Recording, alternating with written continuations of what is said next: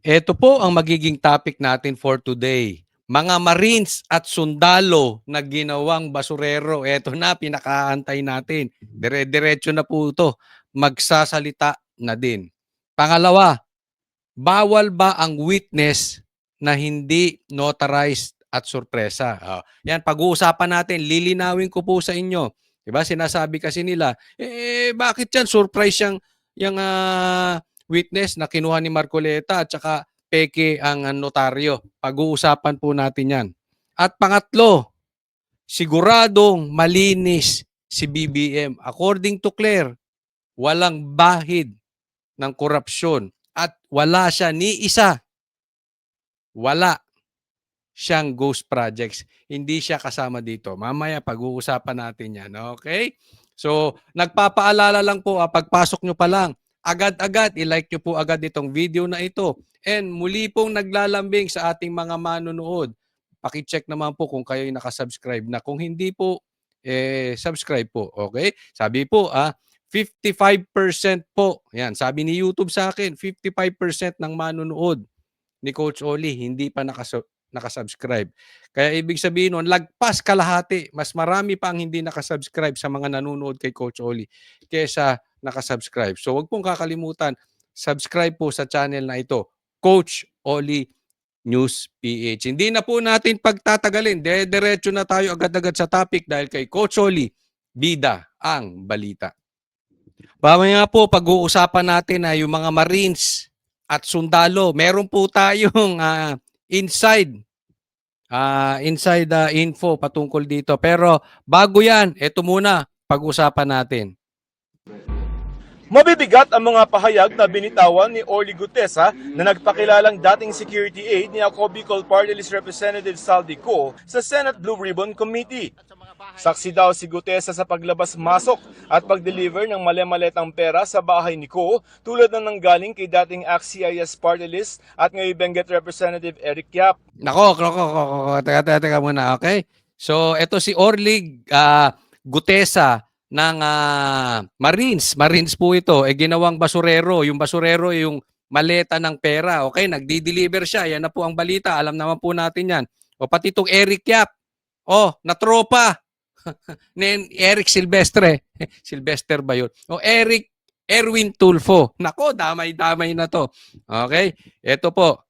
Sige, tuloy. May Benguet Representative Eric Yap. Nag-deliver din daw siya ng mga maleta ng pera na tinawag niyang basura sa bahay ni dating House Speaker Martin Romualdez. Nako, dyan maraming nag-react. Labas mga tuta! Maglalabasan ng mga tuta. Siyempre, maraming nasaktan. Pag ang amo mong maraming pera nasaktan, mga tuta lalabas sa lungga. So alam na natin kung sino-sino amoy na amoy, 'di ba? Mayaman na 'yon, mayayaman na yung mga tuta. Oo.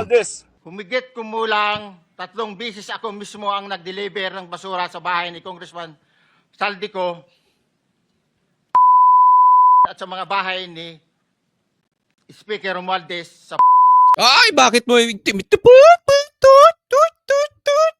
pag ganong ka pa, Jemmy? Hindi kasi bawal masabihin yung address. Sinabi niya na rin sa public knowledge na po. Sa katunayan, may mga tao pa nga na nagme-message, Coach Oli, bakit hindi mag-rally sa Forbes?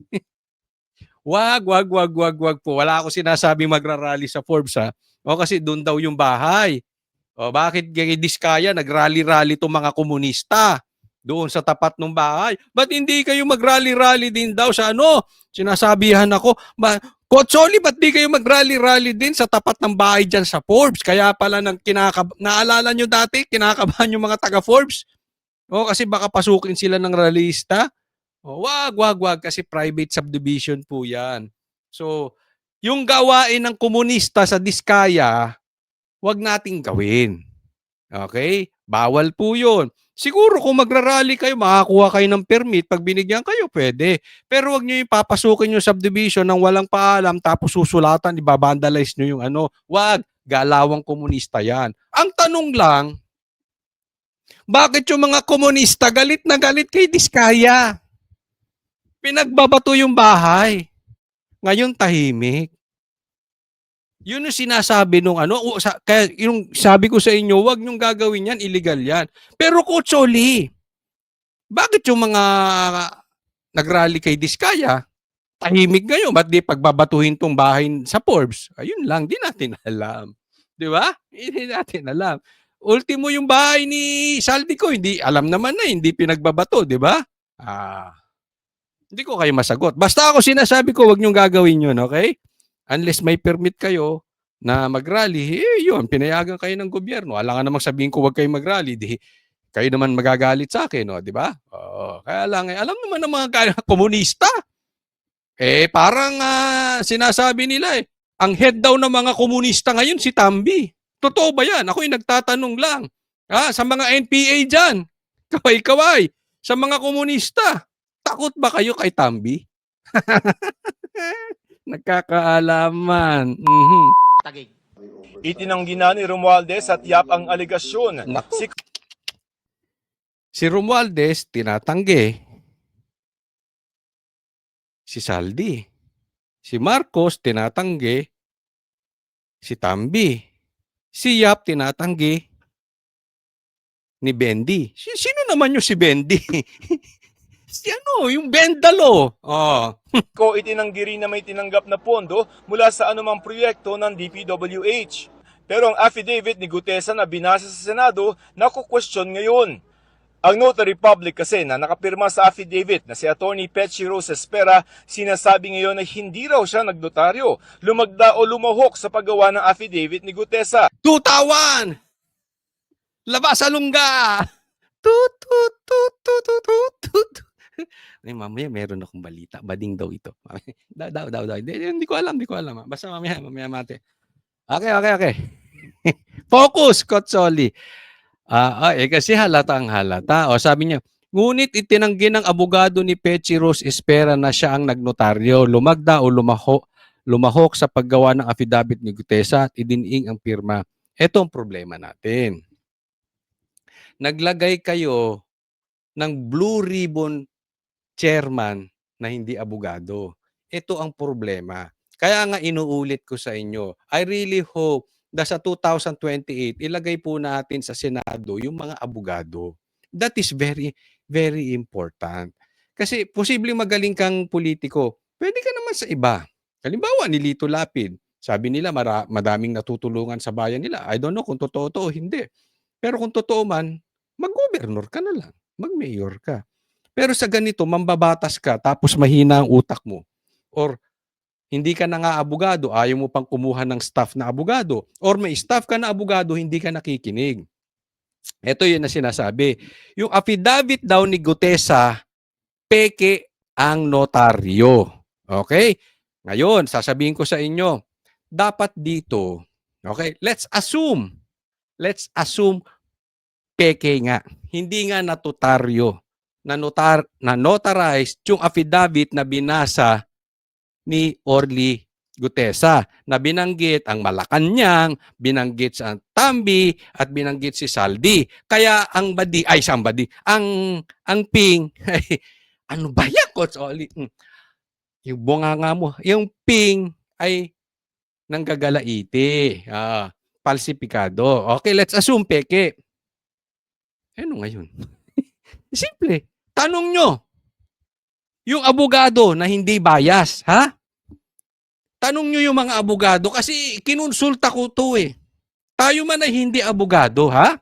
Sige, magtanong kayo ng abogado. Kahit sigurado yung mga senador na abogado na hindi bias, ha? O yung mga staff nitong mga senador na hindi abogado, walang kwenta. Wala pong kwenta kung notarize. Bakit? Nag-oath si Gutesa at ang sabi niya ay naghahatid siya ng pera doon sa tatlo. Sa Malacanang, kay Saldi at kay Tambi. Okay na yung kasi naka-oath eh.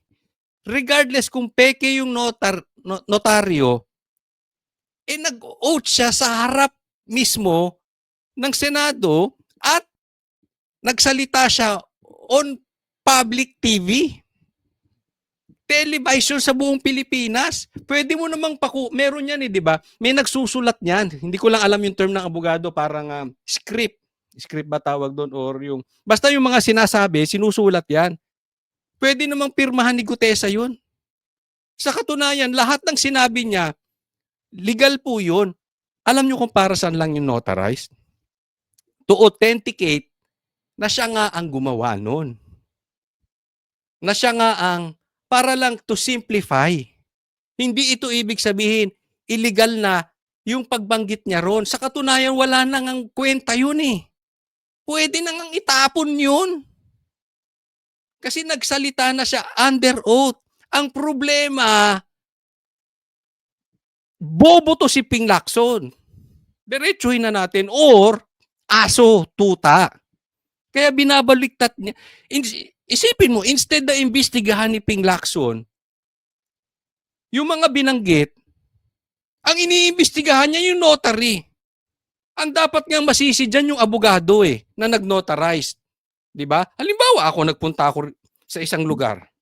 Yun ang imbestigahan nyo yung abogado. O, panotary, notarat mo to. Kung pinirmahan ng sekretary niya, tapos sasabihin, hindi ko yan pinirmahan, hindi ko kasalanan yun. Kasalanan mo yun. Bakit sekretary mo pumipirma? Kung ganun nga ang nangyari, ha? Hindi ko sinasabing ganun. O kaya, wala ka namang karapatang mag-notarize. Nag-notarize ka. O rumiram ka lang ng number dun sa kakilalang abogado na pwedeng mag-notarize. Diba? O sasabihin mo, notarize na to, pero hindi naman pala notarize pa dahil pinirmahan. Ang dapat imbestigahan mo, Ping, yung abogado kasi siya ang may sala nung notary public. At the same time, ang dapat imbestigahan mo, itong mga binanggit niya. Pambihira, Ping. Anong klase ka? Blue Ribbon Committee. Iniimbestigahan mo yung notary. Imbis na yung nagbigay ng problema sa Pilipinas, yung tatlo, yung big three. Sino ba yung big three na yan? BBM, Tambi, at saka si Saldi, yan pinagmulan ng flood control at binanggit ni Orly Gutesa. Ang layo mo sa putukan. Parang yung putukan mo nasa lalaki. Basta. Ang issue yung yung nakawan. Napunta ka sa Ito yung pambihira itong mga natin, Senador. Ayon kay Senate Blue Ribbon Chairman Senator Panfilo Lacson, palsipikado rin daw at walang otorisasyon ang pirma nito at ibang detalye sa notaryo. Ninonotaryo ang isang dokumento para maging publiko ito at magamit sa korte. Personal na pinanunumpaan ng isang affidavit sa harap ng abogadong nagnotaryo nito. Isa pa yan. Pakitanong mo nga sa abogado nyo, ginagamit ito sa korte. Ping Lacson, Blue Ribbon Committee is not a trial court. Ay, nako. Kawaan tayo. Ito ang mga senador nating mambabatas, walang alam sa batas. Anak ng pingo. Sige, tanong nyo sa abogado nyo. Pwedeng ang lukutin niya, punitin na yung na yan Nakita nyo kung paano nila tinitwist yung story? Hindi naman dapat binababaran yan. Pero yan ang pinuputok sa media. Ito, kausapin ko kayo diretso. Kayong mga dilawan. Huwag lahat na lang pinapatos ninyo. Pati yung mga ibang media na yung dapat may koneksyon sa nakawan ng flood control, pinapatos nyo yung mga ganito. Halatang-halata naman. Di ba dilawan? Wag pinatos ninyo yung halatang politika Pinatos ninyo yung impeachment na sinasabi nyong ginastos ni BP Sara na confidential funds sa 150 million. Pero hindi nyo mabanggit-banggit yung pangalan ng pumirma ng bilyong-bilyong nawawala. Hindi nyo mabanggit-banggit yung pangalan ng mga dinideliveran ng mga pera. Di ba? All the same. You are all the same. Tuta kayo. Pati to si Ping, tingnan mo. Saan siya nakapokus? Sa notaryo. Ay, nako. Pinuntahan namin ang opisina ng Espera sa Maynila para kunin ang kanyang pahayag pero wala ito roon ayon sa staff Yan ang dapat imbestigahan nyo. Di ba? Hindi yung... na nakausap namin. Sabi ni Lacson, sorpresa raw ang pagpipresenta ni Marcoleta kay O, isa pa. Yan pa. Isa pang issue. Sorpresa daw. Sorpresa ha. Okay. Gutesa kahapon at ni hindi man lamang nag-abiso sa kanya bilang chairman ng komite. At hindi daw nag-abiso bilang chairman ng committee. Sorpresa. At kung ako naman sasagot niyan, kasi kung sasabihin ko na magsasalita siya about Tambi, di ba? Baka hindi surprise. Nasurpresa kayo sa sinabi. Mamaya i-explain nating mabuti yan. Kailangan ani Kasi kung sasabihin mo, teka muna. Meron akong bisita rito. Oo. Eto naku. Papayagan mo kaya? niyang makilatis ang background at record ni Gutesa lalo na't mabigat at seryoso ang mga testimonya Tingnan mo yan, no? Ang iimbestigahan niya yung background ni Gutesa. Ba't hindi mo imbestigahan yung paper trails, yung money trails? Nagbagsak ng bilyon. Nagbagsak ng milyon. Madaling makita yan. Pabuksan mo ang bangko. Di ba? I-freeze mo account ni Bongbong, ni Tambi at naka ni Saldi. Bakit ang ini? Ba't ang ini? Ano ba problema natin? Di ba baha? Di ba ghost projects? Bakit napunta ka dyan? Ba't ang gusto mong imbestigahan si Orly? Hindi yung may gawa nung ghost projects. nito kahapon. Sinisikap naming makuha ang panig ni Gutesa at Marcoleta. Ang DOJ ang sabi hindi pa pumupunta sa kanila si Gutesa. Inaalam Yun, teka muna ha, hindi pa pupunta, nawawala daw. Baka niyari na ito. Oo. Baka niyari na ito ng Tokneneng. Tokneneng. Ano yung Baleleng? Ay ano? Ano yun? Teka muna, meron Wag daw ako umay. Ano may sabi nila dito? Wait, merong Ano ba yun? Ito. Ayun, Baliling. Baka niyari na. Ano ba yan? Ba't na Tokneneng? Basta ako ano man yun. na rin nila kung peke nga ang notaryo ng salaysay nito. Kahit na sabihin natin may issue ng notarization, the fact that it is a sworn statement delivered under oath in the Senate makes it an official statement pa rin. Ayo! Sa buong buhay mo, bilang sekretary, tumama ka din, anak ng teteng. O yan, kakampi nyo mismo nagsabi. Kakampi mo, Mr. Bendalo. Tulpo, sinabi mismo. Sworn statement, okay na yun. Mga dilawan, kakampi nyo ito. Hindi na kailangan yun. Kung ayaw nyo maniwala kay Boying, pati ako hindi naniniwala, tanong nyo abogado nyo. Yung sinabi ni Boying, yun din ang sasabihin. Anong sabi ni Boying? Ulitin natin. Senate makes it an official statement pa rin. Mm. In the Senate, Galit. delivered under oath in the Senate makes it an official statement pa rin. No, kahit na wala na yon. Sa pagtatanong kay Gutesa, binanggit din niya naghatid siya ng pera para kay Romualdez sa isang bahay sa Aguado Street malapit sa Malacanang. Nang hinga ng reaction ukol dito, sabi ng palasyo, Kung meron pong ganitong talagang pangyayari, patunayan naman po at hindi naman po muli, hindi po makikialam ang Pangulo sa mga pag-iimbestiga na ito. Kaya po nag-create ng isang independent commission para po maging malaya ang pag-iimbestiga, kamag-anak, kaalyado, pinsan man, kapatid man, o anuman, lahat po ay dapat maimbestigahan. Yan. E-explain natin ito. Kasi hindi daw siya makikialam, kaya nga siya nag-create ng ICI kasi may problema din yung ICI niyan. Alam niyo problema ng ICI?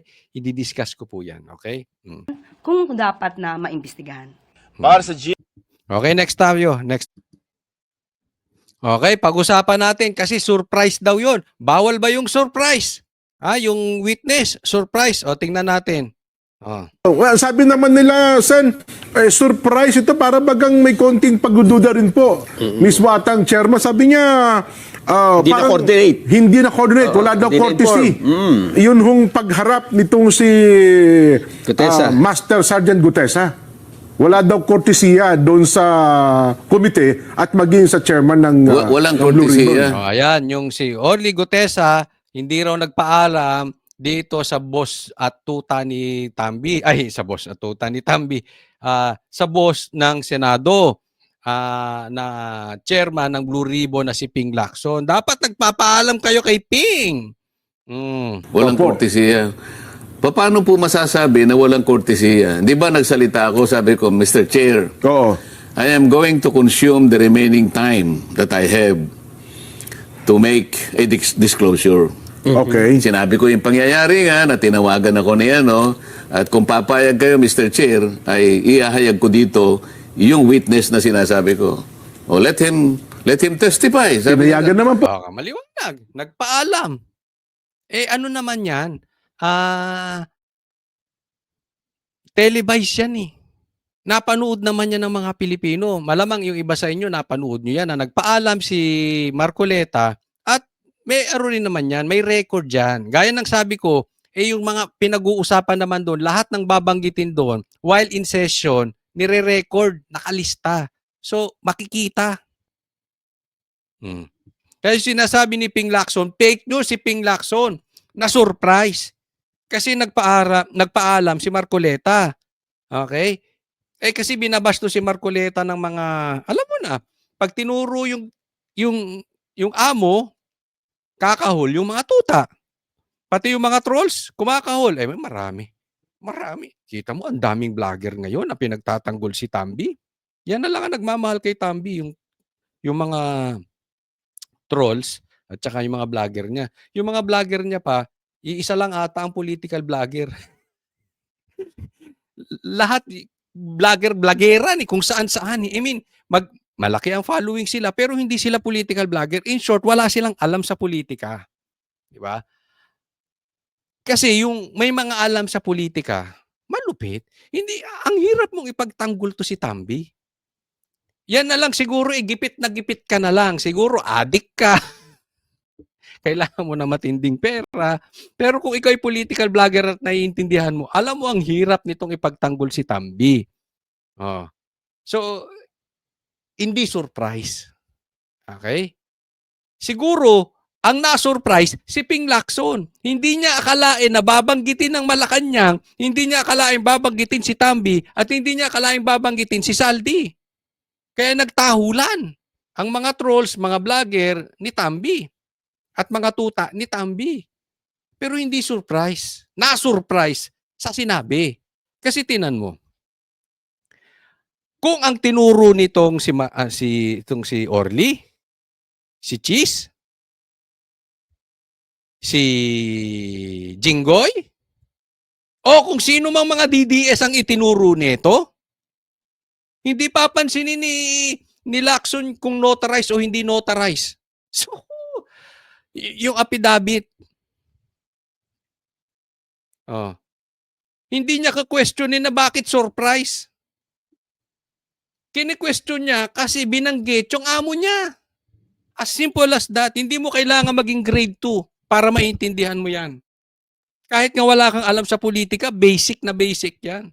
Halatang halata si Ping. Di ba? So, tinawag ko ngayon. Nasaan ang kawalan ng courtesy? Pinagpaalam. Pinagpaalam ko eh. Di ko Paliwanag. Sinong sinungaling? Banatan mo ngayon pagdating ng session. Kasi may record yan. At hindi ko pumayag na naman biglang po sila. nagsasalita, Mr. Chair, ito po, iupo nyo rito. Ay, wala naman ganun. Nakikita naman po ninyo. Wala naman nagsalita. Hindi naman siya inaawat. Hindi kasi alam sasabihin. Nung nagbanggit na, dali. Pati yung kakampi nila na si Erwin Tulfo na gustong baliin ng batas. Sabit. Party list niya, sabit. Diba? Ang lawak ng nakawan sa gobyerno. Ang lahat ng nangyari, kayo po ang higit na nakakaalam dahil napanood po ninyo pati yung paraan kung paano ko po siya inihayag Aha. sa gitna ng committee. Aha. So, dilaw. Hayag Aha. sa gitna ng dilaw. committee. Galing. Kaya mga dilaw, ha? Research, mga dilaw. Ha? Huwag sakay ng sakay. Nagmumukha kayong bobo eh. Napanood eh. O yung sinasabi napanood naman. Diba? Napakalinaw eh. Diba? Ang layo na natin eh. Next po, tingnan natin to. Ito po inaantay natin. Okay, sabi po ito ni retired Colonel Kirubin. Orly Regala Gutesa, you made me proud as a Marine. Hope other security detail who similarly situated will come out if they too are bothered by their conscience. Ayan. O, nananawagan si Kirubin na yung ibang ginawang basurero na mga Marines at sundalo at pulis, grabe no? Ay magsalita na rin. Isipin mo, meron siyang 90 na basurero. Yan ang tawag nila eh. 90 na security. Ang lupit. Ano yan? Private? Yan ang private army. Sinasabihan nyo si Pastor Kibuloy na may private army. Ito private army. Oh. Hindi yung members na hindi naman sundalo. Ito, sundalo, Marines, Police.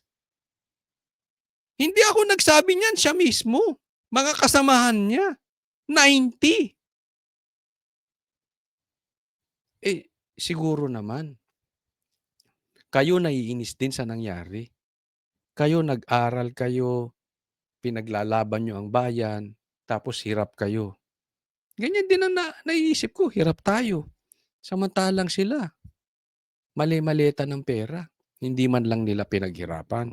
Sigurado dyan sa 90 na yan, meron na ring nakokonsensya na kailangan nilang gawin yung obligasyon nila sa gobyerno. Matagal nating inaantay ang sundalo, ang kapulisan, pero walang nagsasalita until merong Marines na si Gutesa nagsalita na ngayon. Ito pong nadidinig natin. Sinabi sa atin ng tagaloob, kayo na pong humusga kung ito ay may katotohanan. But this person, matagal ko na pong kakilala na meron na pong gustong magsalita. Susunod kay Gutesa. Okay? Tinitingnan lang nila yung kalalagyan ng family. Ito si Gutesa kasi hindi nga siya humingi ng security. Hindi lang natin alam kung bakit siya nawala, kung nagtago na siya, sinafety niya na yung sarili niya, o baka niyari na kasi hindi na lumabas eh.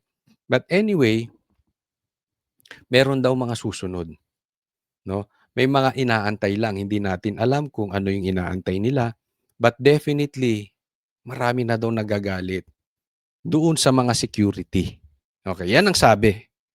Okay, so yan lang po ang aking nadinig. So far naman yung mga binabanggit ko dito, nakikita nyo, nagkakatotoo. Diba? Even before mag-away si Tambi tsaka si Tambi tsaka si Bongbong, bago pa maglaglagan, sinasabi na natin yan. Na nangyari naman. Papalitan si Tambi, nangyari naman. Kaya lang, ang pinalit, ganun din, tuta din. No? But anyway, yan po ang abangan po natin. Baka sa mga susunod, hindi natin alam, baka nakakausap na ni Marcoleta. Malay mo, may nakakausap tayong kakilala si Marcoleta. I don't know. Diba? But anyway, may mga gusto na magsalita. Sana lang, hindi ma-intercept. Ito po ang kinakatakot ko rito eh. Baka yung 90 na yan, kinausap na ng gobyerno. Baka, alam mo na, pinatahimik na. Baka nilagyan na. Hindi ko sinasabing malalagyan itong mga Marines na ito, pero kasi maraming forms of lagay eh. Hindi lang naman financial. Pwedeng pinangakuan ng posisyon, pinangakuan ng trabaho, pinangakuan ng lupa't bahay, or tinakot. Kasi maaring matapang yung sundalo, pero may mga pamilya yan. Pagdating sa pamilya, syempre, may kahinaan bawat isa, delikado, no? So sana hindi maunahan. Ay pagdasal lang natin na maunang magsalita, magkaroon ng tapang etong gusto ng magsalita kesa maharang nitong mga Big Three. Alam nyo na kung sino tong Big Three. Okay. Next po tayo. Bigyan natin ng komentaryo itong sinabi ni Congressman Kiko Barsaga. Sabi niya, well-trained talaga ang mga tuta ni Romualdez. Pati mga Marines kayang labanan para maprotektahan siya. Tapang mo, Ping Lacson. O yan, diniretso ka. Pinangalanan ka. Tuta ka. You cannot blame Kiko. Kiko Barsaga. Kasi, Ping Lacson, kung susundan ko to sinabi ni Kiko Barsaga, ikaw nga sinasabi ko kanina na ang dapat iniimbestigahan mo ay si Tambi, si Bongbong, at saka si Saldi, yung paper trail, yung money trail. No? Kung ayaw mo silang patawag kasi may excuses ka na parliamentary courtesy, etc., excuse mo lang yon. Pero let's assume, sige, kailangan protektahan yon. Diba? Hindi nyo sila mapatawag. Imbestigahan mo. Diba?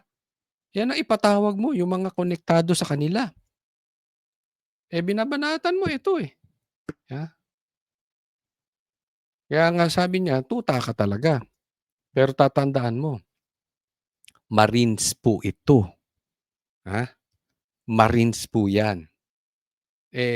Hindi naman siguro. Kasi pag tinignan po natin, yung mga nagtitistigong iba, nabulilyaso sila 'di ba? Nabuko. Halimbawa ako yung contractor. Nabuko ako So kailangan ko na lang magtistigo, sabihin ko kung sino pa yung mga kasama ko. In short, I'm the lesser guilty. I'm the lesser evil, pero yan talaga yung mga mastermind. So no choice sila, kaya sila nagsalita. Tatandaan natin, si Orly Gutesa, hindi naman siya guilty. Itinaya niya buhay niya rito. Hindi ko alam kung may pamilya siya, pero kung may pamilya siya, itinaya niya rin ang pamilya niya rito. Itinaya niya ang trabaho niya. Kasi hindi naman siya damay, wala naman siyang kasalanan Hindi naman siya nangurakot. Inutusan lang siya mag-deliver. So in short, hindi siya hinahabol ng batas dahil wala siyang ghost projects. Hindi siya contractor. And yet, tumaya siya. Yan ang sinasabi natin. May mga Marines na gusto nang tumaya. Tinitingnan na lang kung ano mangyayari dito. Paano magre-react ang gobyerno tungkol kay Orly. Kaya nga naman siguro to si Ping and company, binabakbakan to si Orly. Para yung ibang 90 securities pa tumigil na magsalita. Tatandaan po natin, may security rin hiwalay pa yun si Tambi. May security rin yan si Bongbong. Lahat yan may galamay. Diba? Na pwedeng magsalita, pwedeng itaya ang kanilang buhay. Pero ito nga, ginagawa nila ng chilling effect. Kaya binabakbakan si Orly para wala nang sumunod na Orly. Nakukuha niyo yung style?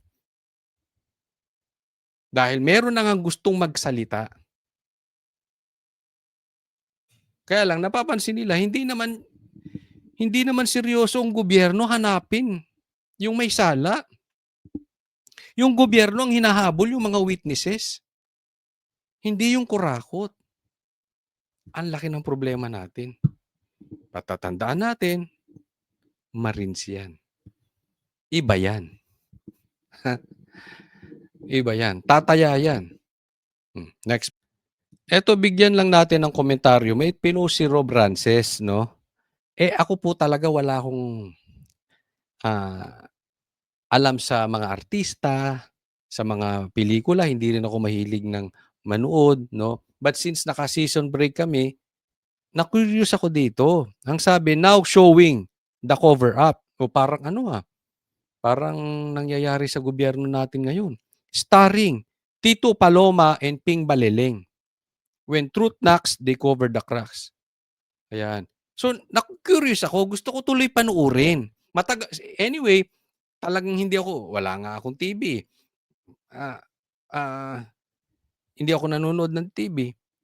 Ay matagal na rin ako hindi nakakanood ng sine. Siguro, ano pa yun eh. 15 years ago. Ganun na. Pero gusto ko matry. Total, naka-season break.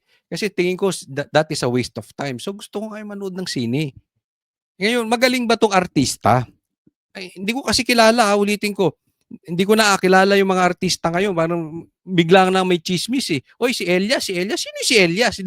O yung mga hindi, basta totoo yan. Honestly, wala akong alam sa mga artista.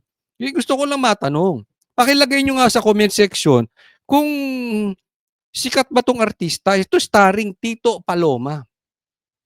Pakilagay nyo nga kung turuan nyo ko kung worth it bang panuorin ko tong Kasi now showing na, sabi ni Rob Francis eh.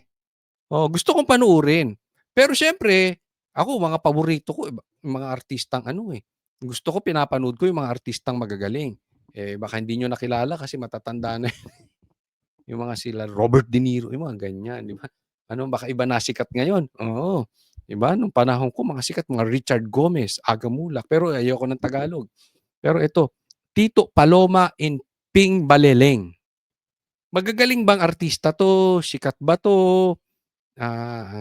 Hindi ba overacting? Ayoko kasi sa artistang overacting, no? So ano lang, baka basagot, pakilagay sa comment section, then babasahin natin. And then siguro titingnan ko kung kaya kong bigyan ng oras. Kasi masasayang oras ko kung pangit yung pelikula. Tapos magbabayad pa ako. Pero gusto ko sanang mapanood sa Senate, mapanood sa yung IMAX, yun. Matagal na akong gusto ko matry yun, di ko pa natatry. Yung magaganda raw sinihan ngayon, may mga kama pa. Hindi ko alam. Hanapin ko to. But anyway, pakiano nyo muna kung magagaling tong artista na to. Si Tito Paloma. Okay. Yan po. Tito Paloma and Ping Baleleng. Yan po yung mga artista. The Cover Up. Okay, maraming salamat po. Huwag po kakalimutan sa mga hindi pa po nakasubscribe kay Coach Oli, subscribe naman. Subaybayan nyo po ang aking mga balita. Mga 2 to 3 times a day po tayo nagbablog. So, maya-maya lang magbablog tayo ulit. Pero for now, i-like nyo po ang tong vlog na ito at mag-subscribe sa mga hindi pa po nakasubscribe. Mamaya po i-discuss natin. Sa susunod kong vlog, puntahan nyo ron. Puntahan nyo. Maganda yun. Ano man topic ko ron? Bading daw si Ping, sabi ng kapwa senador. Ewan ko, mamaya pag-usapan natin. Okay? Thank you po. God bless everyone.